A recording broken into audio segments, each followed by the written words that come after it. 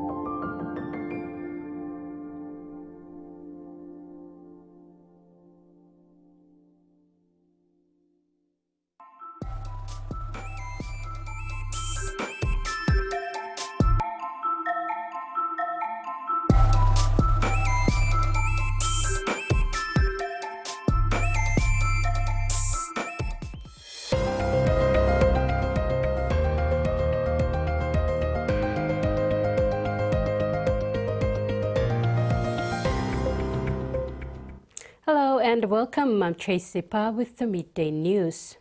Bosco Technical School in Gabutu's campus buzzed with energy as it celebrated three major events: the 39th anniversary of its foundation week, the Trade Olympics, and a special family day. The day began with a series of activities including a trade skills competition and a school-wide talent show. The festivities continues the following day with a celebration of Don Bosco's vision, featuring a musical play and reflection on the significance of dreams. Father Panro's speech highlighted the importance of aligning personal dreams with divine purpose, encouraging the audience to create spaces where dreams can thrive. Later in the week, DBT has hosted a special family day to raise funds for new classrooms. Finally, the school celebrated the 219th birthday of St. John Bosco, a significant event for the Salesian community. The celebration concluded with minimal activities reinforcing the values of faith, community, and a pursuit of dreams. Papua New Guinea's Deputy Chief Justice Kanda has been appointed as the president of the Asia-Pacific Mediation Forum. Kanda has taken over from Professor Dr. Dale Bagshaw. Governor-General Grand Chief Sir Bukdai congratulated Kanda for his appointment, stating it is a milestone for Papua New Guinea because this is the first time a judge from PNG has been given that role. Let me congratulate Deputy Chief Justice of Papua New Guinea, Justice Ambang Kandakasi, on his appointment as President of the Forum, which is a first for Papua New Guinea and the Pacific region in such a prominent regional institution. Provincial member for Madang Governor Ramsey Para has set a record in his home district of Raikos on the early hours of Friday morning when he led a convoy successfully into Sidol district headquarters. Most of the region of Raikos district is inaccessible by vehicles due to the topographical terrains. The populace resort to using boats, putting them at high risk of pirate attacks. Much of the people's concerns remain that Raikos is not an island, contemplating on the fact that Raikos is a district. The trip to Sidor was helped along with a newly graded track at the direction of the governor, giving a little glimmer of hope of what's more to come. With the help of machinery from a local logging company and the dry weather conditions, patrol grading was done from Yagonon River near Basamuk all the way to Sidor Station. This trip was the first in a very long time for a car to travel into Sidor Station. pala talk sorry too long. Kasi midline meeting. And suppose na come up same time lahat, but I'm alright. I'm in our line. I'm in our line. The midline meeting was something on top of road tasole, on the street here.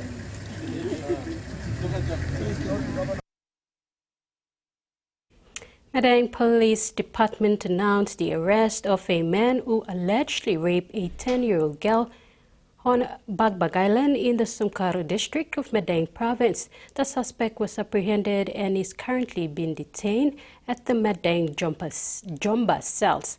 According to police reports, the incident took place when the young survivor was on her way to school. The suspect, whose identity is being withheld, approached her and forced her to an isolated area where he committed the offense.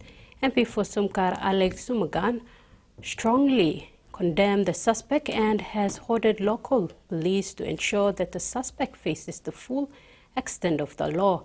He also called on the community to offer support to the child and her family during this difficult time. He urged the community to be vigilant when it comes to protecting all children and work together to prevent similar incidents in future. It's still winter, but temperatures in many regions tell a different story. Even in Canberra, well known for its clinchy winter, spring is in the air. The annual Florid Flower Festival is in full bloom, but the event isn't due to start for another 3 weeks. Unusually high temperatures mean the flowers are packing too soon. If you feel like spring's come early, it's not your imagination. Everything's out. Blossoms, bees and blooms have come out with the warmer weather. The trouble is, it's a month ahead of schedule.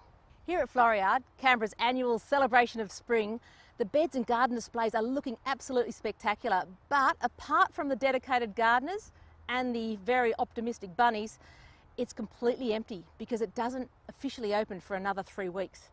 Now, the head gardener of Floriade says that the annuals this year have really enjoyed the warmer weather and are out almost 4 weeks earlier than last year, which he says is a bit early, but they're cooling things down with water spray and have planned the plantings to keep looking fresh and full of colour no matter when you visit the gardens. Now, this warm weather has also triggered gardeners to get out and about. And for commercial horticulturalists, it's a case of bloom or bust. Punnets of seedlings and pots of colour have to be ready when the gardeners are. And if you're not, you miss out on the business. And over the last 30 years, Paul de Jong has been growing seedlings and potted flowers for the Canberra market. And due to the change in temperatures over those years, he's had to shift production. My spring season is starting earlier. I'm getting a lot more plants coming on much faster, and that's a really big shift. So for me, spring almost starts a month early now compared to when I started 30 years ago. Winter's getting shorter and spring is starting earlier, and that's something that's been happening now for a number of years. It's been progressively occurring over several decades, and we now have temperatures that are the sort of temperatures we would have experienced in the peak of spring 30 years ago. As Jeanette Lindsay says, this warming trend is going to continue. But when Floriade opens on the 14th of September, it's going to be bloomin' marvellous. The Cook Island Prime Minister Mark Brown, the outgoing chair of the Pacific Islands Forum, officially handed over the chairmanship of the region's political decision-making body to his successor, the Prime Minister of Tonga, at the 53rd Leaders Meeting in Nuku'alofa. Brown said he would now have more time to focus on his country's local economic growth, debt management and inflation. However, Brown said he still had some unfinished business as the outgoing chair of the forum, and that there was some incomplete dialogues that he would follow through as the former chair. From today, new laws give millions of people the right to disconnect from work. Employees will now be legally able to ignore calls, texts and emails from their bosses and clients outside of working hours unless doing so is unreasonable. The new legislation will apply to companies with 15 or more staff members. However, the changes won't stop employees from contacting workers outside of business hours unless the Fair Work Commission says so. A lot of these workplace changes, not much will change from today, Monday, to tomorrow, Tuesday. But over time, we're going to see this as an important point where we essentially had a bit of an inflection from the COVID level of availability, where people were essentially always on, to trimming it in, as it has occurred in almost 25 countries around the world. So this right to disconnect gives employees at most Australian businesses the right to reasonably refuse contact from their employer or from a third party after hours. Now, this is calls or text or a desire to monitor email, things like that. If they can reasonably refuse to do so, they'll be able to. They'll be protected in doing that. Now, employers and employees of smaller businesses, they will get the same right in exactly 1 year from today. Now, this is a really big change. It means a lot, but there's still a lot to be worked out. I spoke to the Secretary of the Australian Council of Trade Unions, the ACTU, Sally McManus, about her impressions of what this will mean for Australian workers. Employers will still be able to contact people after hours. You will have a right to not have to constantly monitor your phone and to do so. If you're being paid to do so, well, obviously you'll need to. If you're a high-paid worker, you still will need to. If you get paid things like overtime, you'll still need to. But you can't be expected to work for free. And actually, that's just a very basic concept. It's not a new concept. This is just reinforcing that right for workers. So what can employees do if their employers don't abide by these rules, Dan?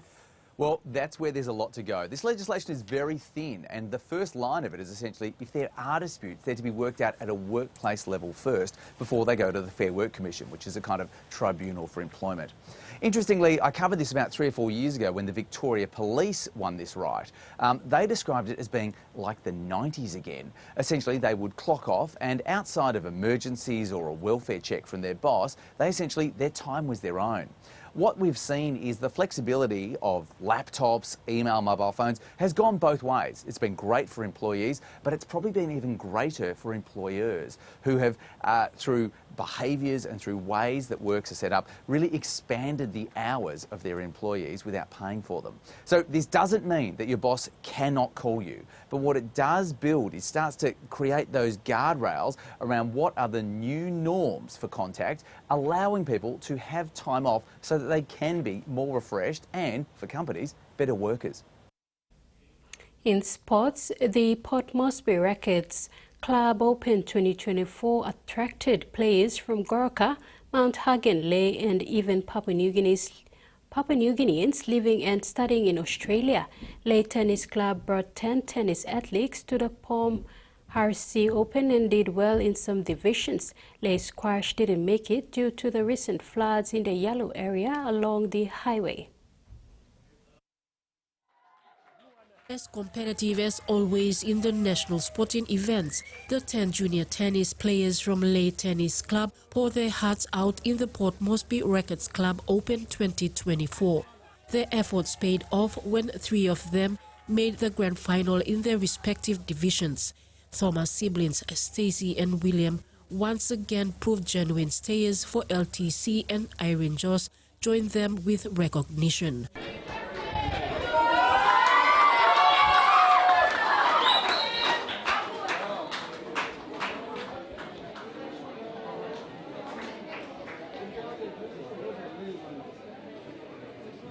Stacey Thomas won the plate final for the girls under-18 side.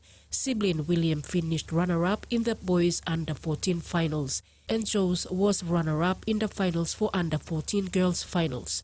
Martha Nakaimo, Junior Development Program Coordinator for the Lae Tennis Club, was happy at the final outcome of the tournament.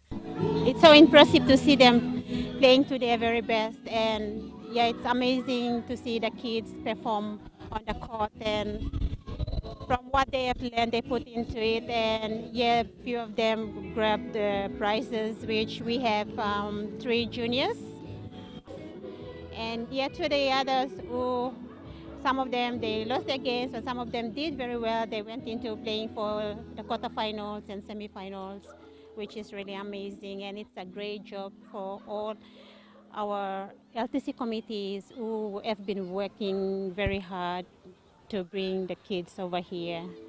Nakaimo added that they had been dealing with continuous downpour in Leh, which disrupted their training, but they still found a way to get their young players ready for POM RC Open. Oh yeah, it is. We are facing rain all through this month, I think for 2 to 3 months, and for the short notice to come over here, we find ways to coach the kids and give them more training. So what we were doing is like if it rains or if it's sun, it's on the court. If it rains, we use the squash court to give the training to the kids. So yeah, we find ways to give more trainings for the kids. But as I've said, the kids were like, they're really into the game and they really like to come over, so they put more effort into it, and this is how the result is. Friends and fellow tennis players in Port Moresby joined Team Leh for some quality bonding time. Team Leh retired home to rainy Leh yesterday. Susan Oreape, TVWAN Sports. This and the midday news. Join us at 6 for more.